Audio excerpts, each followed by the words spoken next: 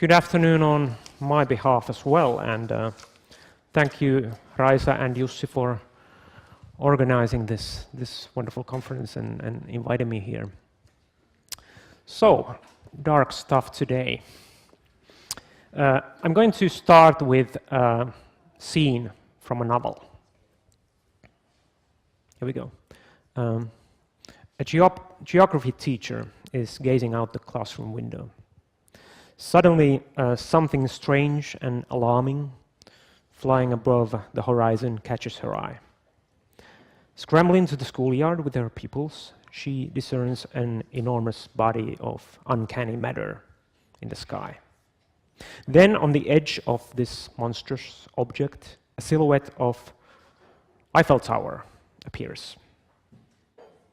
Then there's the Arc of Triumph. And underneath the enormous mass of buildings, streets and trees, dripping sewer pipes hang loose. The city of Paris has taken off and is now fast disappearing into space. This scene is from Markus Nummi's novel Kadonnut Pariisi, in English Paris Lost, being a play with words with the John Milton's book Paradise Lost. This novel is a kind of a humorous allegory of losing a place of familiarity and innocence and the impossibility of representing its existence. After Paris is gone, expeditionary groups are formed, looking for traces of the city of love around the globe. In time, people start questioning whether Paris actually ever existed. Has anyone actually seen Paris? Granted, millions of people have seen Champs-Élysées or Bois de Boulogne with their own eyes. But these are not Paris itself, only parts of Paris. Now, intellectuals begin to ask, how can we ever be in Paris, or any place for that matter? And how can its existence be ascertained? The whole notion of place, it seems, has become deeply uncanny. Ultimately, a French government official declares, quote, "Maybe Paris does not exist exactly in the sense we have thought about it, but in another sense it does exist. Not only in one, but in several places. Maybe not just here or there, but a little bit of everywhere," unquote. For me, this novel crystallizes what is at stake in recent discussions about place in environmental education. Discussions of place as something that maybe can be experienced as present, familiar and knowable, and the foundation of meaning making. And today it has become increasingly difficult to think about place in these terms as belonging and dwelling in an environment, nature or world, without acknowledging the gaps, disparities, and lines of flight therein. Especially those place-based / place-responsive pedagogies with new materialist leanings have problematized the notion of place as a kind of a neutral container with clear-cut boundaries. And instead, concepts and metaphors of becomings, paths, and networks have been mobilized to open null vistas for places as unbounded and heterogeneous. The problematization of place is not only an effect of these trendy post-structuralist, new materialist thinking. I argue that it is the massive, deeply weird objects of our environmental concerns that are currently forcing us to rethink our sense of place. Consider global warming. It is real. We can see and feel its effects, and we can compute its existence. But yet we cannot see it or pin it down geographically. An example. In southern Finland, the rising sun on the morning of October 17th this year was exceptionally red. And this, I was told, was due to the sands of Sahara Desert and the fine particles from the Portuguese forest fires that the Hurricane Ophelia had carried first to the Irish coast and then over Finland. These particles filtered blue light from the sunlight and left only red hues. Does this have something to do with global warming? Probably.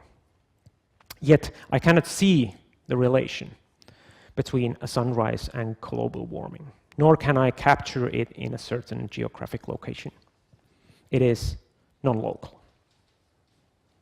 And furthermore, in an uncanny and very, very uncomfortable way, global warming is also in me. It is imbued in my thoughts and emotions, my way of life, and the objects I engage with daily. And therefore, it is impossible to externalize and isolate in the traditional categories of nature and environment. Now, some philosophers name global warming a wicked problem. That is, a problem that we can understand, and yet one that exceeds rational solutions. Others now are more accurately naming it a super wicked problem. A wicked problem for which time is running out, for which there is no central authority, where those seeking the solution to it are also creating it, and where the policies discount the future irrationally. Bruno Latour might call global warming a hybrid, a melange of culture and nature, technology and politics. Yet, to me, this doesn't quite capture the kind of an uncanny character of global warming. The more we now know about it through science and scientific research, the more difficult it is to fathom in terms of temporal and spatial localization. It defies common sense.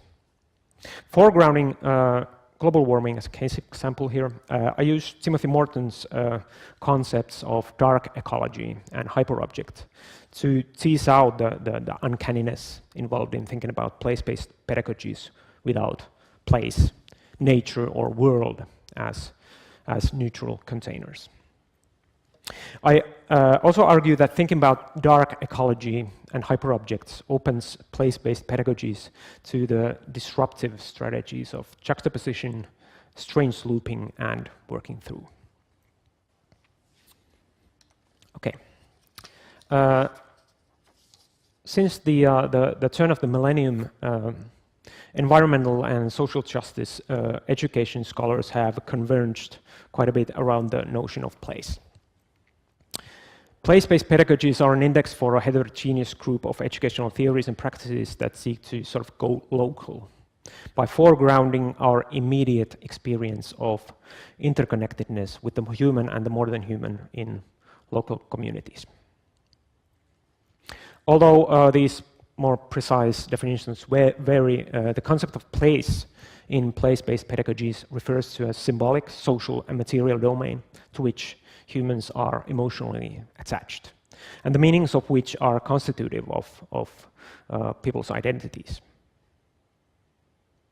Place also evokes notions of immediate, deeply meaningful experience and belonging to a natural world or outdoors. And subsequently, pedagogies of place highlight the importance of teaching by means of an environment.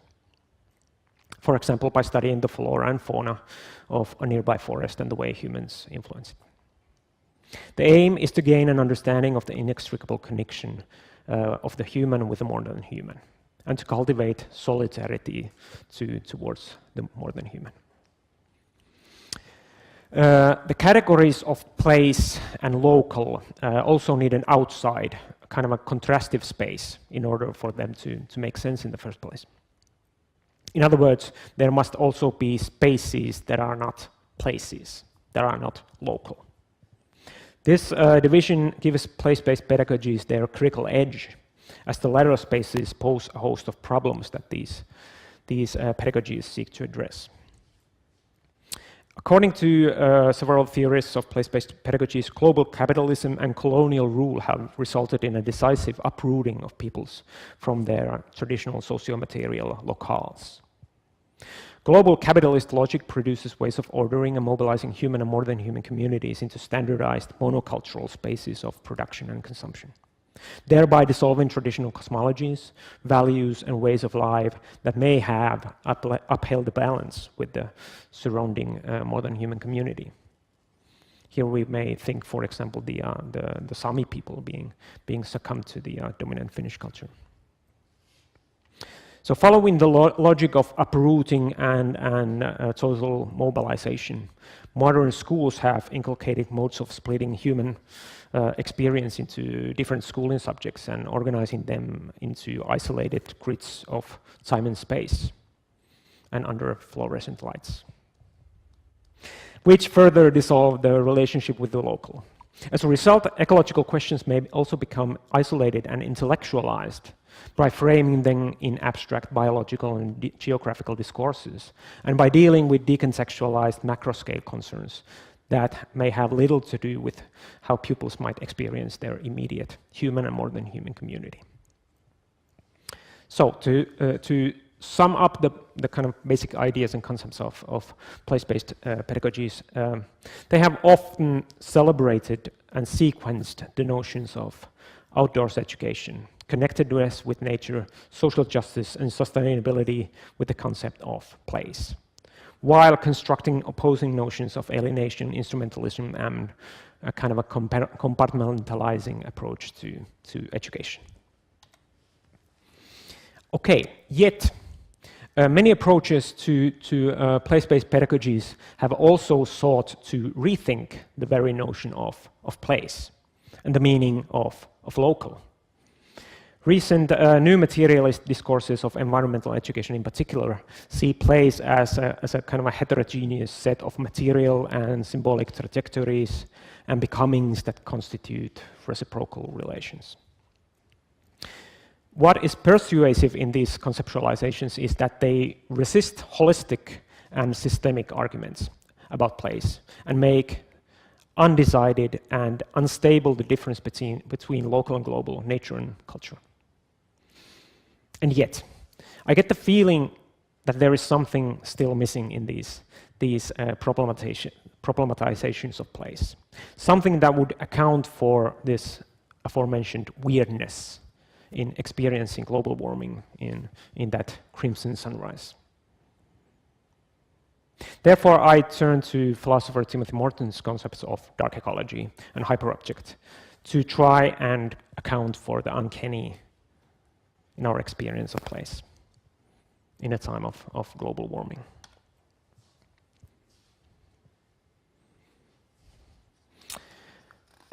Timothy Morton argues that global warming discloses that what once seemed to be neutral and cyclical background of nature or weather has become a kind of a capricious agency of its own that confounds our modern way of differentiating human and non-human, culture and nature.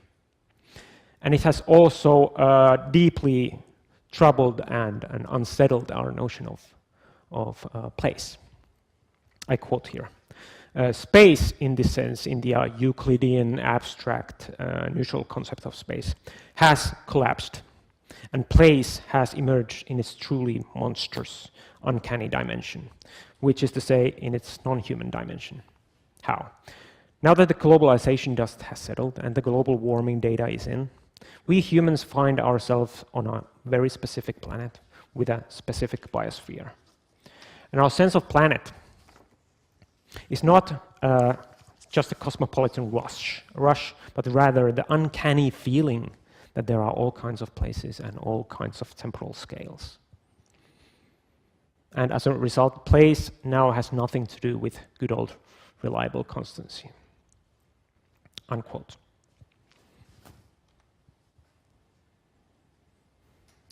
Morton sees that ecological experience of place in the age of global warming is inevitably uncanny.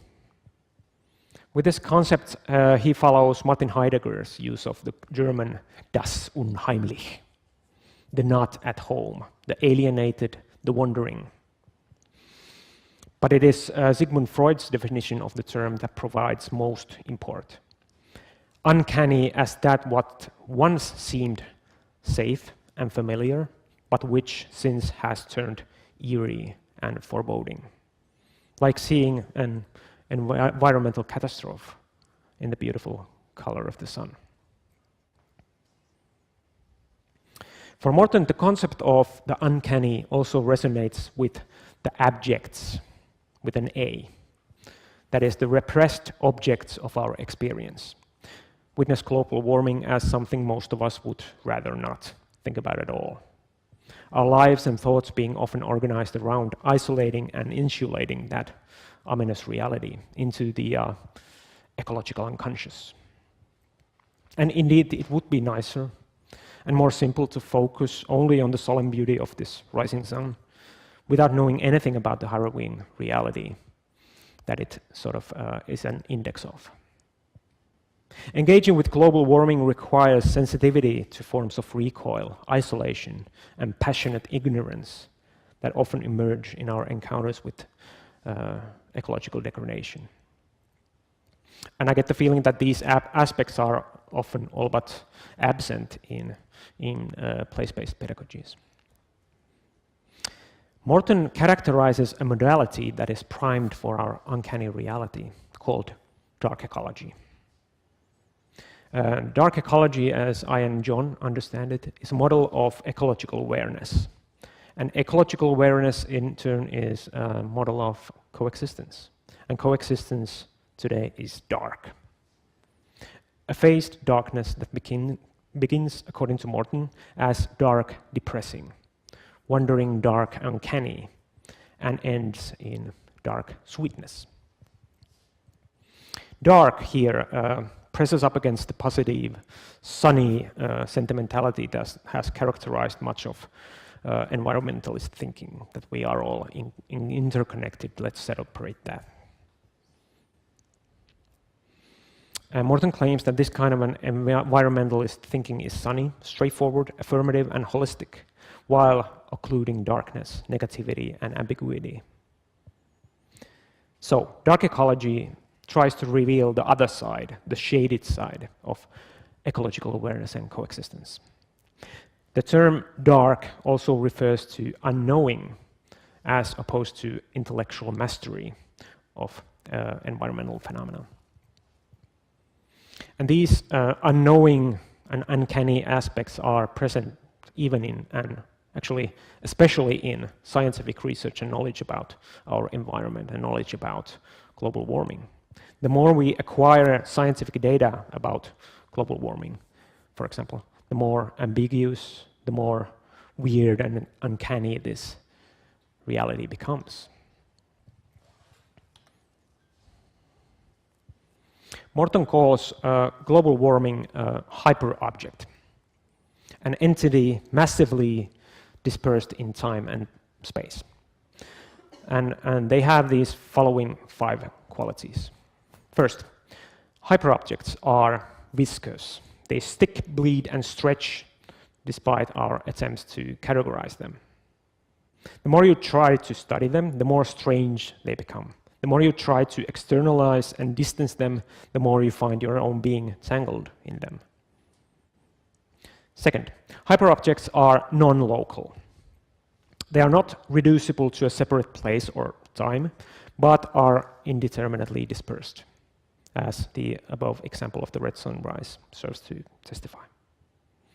Third, hyperobjects are temporally undulated. They are time-stretched to a vast extent, assuming multiple rhythms. As such, hyperobjects like global warming not only cover planetary distances, but also past industrial revolutions, evolutionary processes, the migratory mass extinction patterns of both flora and fauna, only to name a few. Fourth, hyperobjects are phased. They are trans-dimensional in such a way that in 3-dimensional space and without complex statistical modeling, we can only ever see a small part of them, while other parts withdraw. And lastly, hyperobjects are interobjective. They form a heterogeneous assemblage of human and more than human. They are strange strangers, that is, groups of objects that are strangers even to each other. which conveys the idea that they are irreducible to our attempts to make them totally intelligible. And this radical alterity and difference inherent in hyperobjects runs contrary to the theories of relationality or environmental views that characterize ecological spaces as tacitly homogeneous, knowable planes or ecosystems.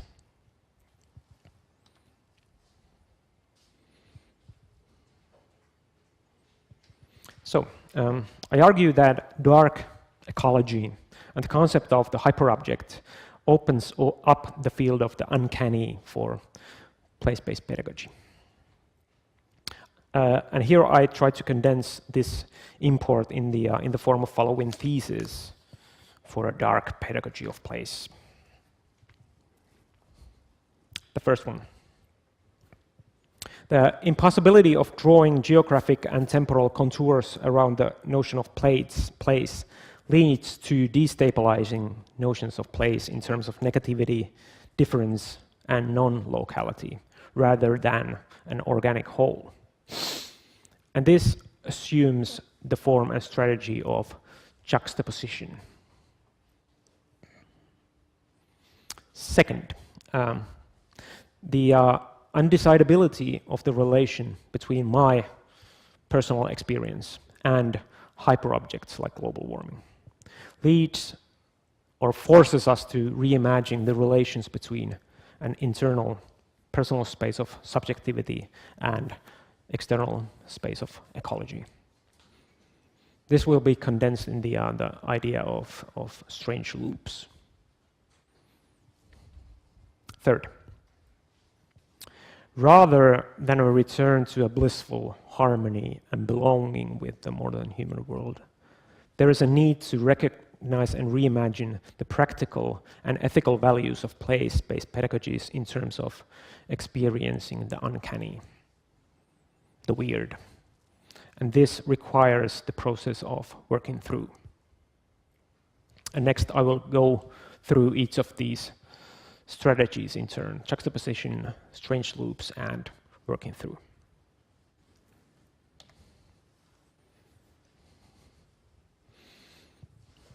This picture is from a wonderful graphic novel called Here, which in a very beautiful way tries to destabilize what it means to say here, in this place. Okay, the category of nature has framed often place-based pedagogies and approaches and outdoor education in tracing untrammeled spaces for nature experiences that express holistic and immersive contact with nature. According to Clark, this imagery is often founded on a metaphysics that posits the existence of nature as a whole, as a clear-cut organic or systemic unity, where everything is interconnected. Yet, in the theory of hyperobjects and dark ecology, the metaphysics of the whole is contrasted with a negative ontology, being as lack, incompleteness, and difference. Being does not constitute a container holding homogeneous matter. Instead, it is a plethora of strangers that are inaccessible to each other and therefore escape classification and reduction into an organic whole. This is why Morton demands that we should do away with the concept of nature altogether, as for him it buttresses the unacknowledged, taken for granted spacing of ecology. So there are rhetorical, artistic, and pedagogical ways of seeking to disrupt these imageries of organic wholeness in the uses of nature, environment, or place in education. For Morton, juxtaposition means bringing into uncanny proximity, play or comparison, objects and events that are conventionally seen as distant or incompatible, or that are altogether abject, with an A from discourse. For instance, juxtaposing experience of a clear forest in Finland with the rising sea levels in Florida coastlines. And this kind of a juxtaposition goes well with Mitchell Thomashaw's call to cultivate the kind of an imagination of places outside of either those regarded as nature or planned and meticulously designed learning environments. The particular aim of juxtaposition is not to make these events, objects and sites traceable again into a vast ecosystem or actor network, if you're an ANC inclined person. Quite the opposite is true. Especially when dealing with hyperobjects like global warming, juxtaposition expresses place-based pedagogy without place as bounded and subject to intellectual mastery. It may start with an immediate experience of seeing this crimson sunrise, but then move on to studying climate statistics, advent of human species, industrial revolution, etc. There are no privileged space-times outdoors or in nature, for here too the uncanny is present.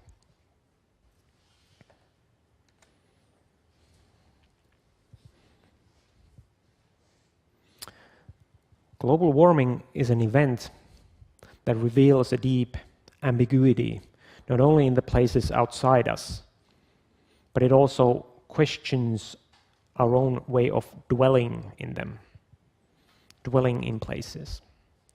Global warming has revealed what Morton calls a strange loop in our ecological experience.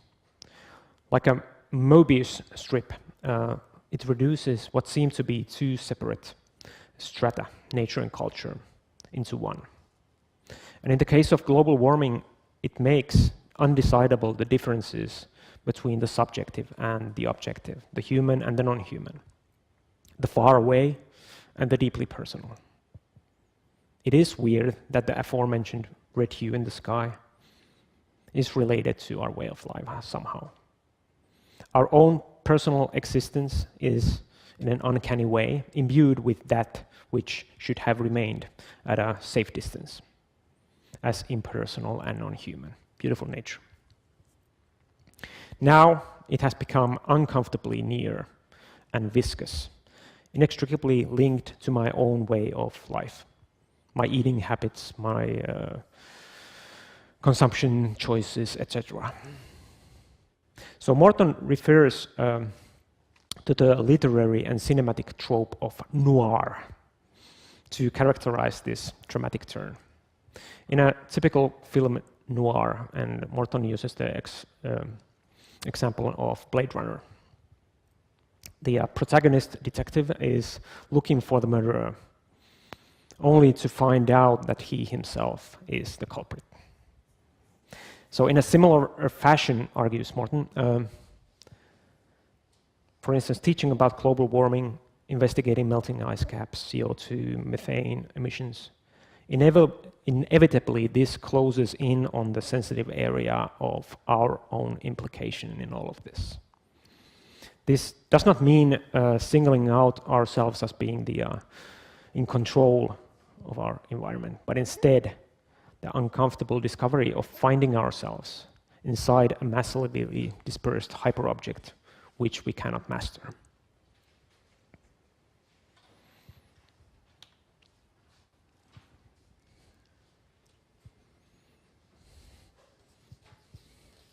So, eco-psychoanalytic theorists have recently pointed out the climate trauma inflicted by the uncomfortable reality of global warming.